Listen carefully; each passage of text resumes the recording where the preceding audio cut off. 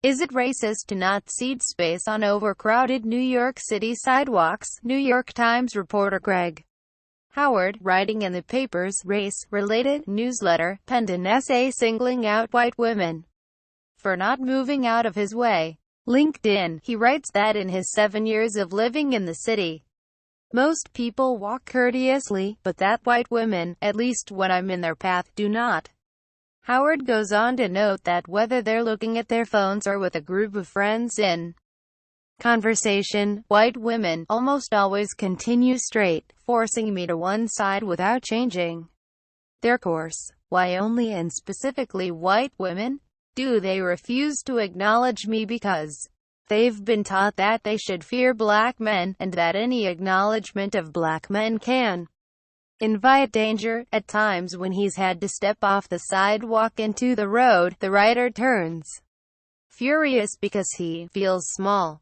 The Times reporter, who notes that he has had white women as friends and lovers, concludes by pondering the possible reasons why he's had these experiences. Why only and specifically white women? Do they refuse to acknowledge me because they've been taught that they should fear black men, and that any acknowledgement of black men can invite danger? Do they refuse to acknowledge me because to alter their route would be to show their fear?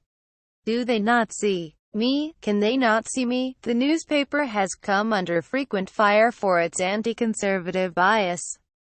Associated Press' Dan Gaynor, vice president for business and culture at the Media Research Center, blasted the Times reporter for bias. Can you imagine the New York Times running an essay where a white woman complains about how African American men are rude and then blames it on race? The paper and the author would be skewered, Gaynor said. The left's new default is that white people are doing wrong at every turn, even walking down the street. If a conservative had written that Times piece, Gaynor added, they would be branded as a racist. The Times promotes the typical liberal standard, he said.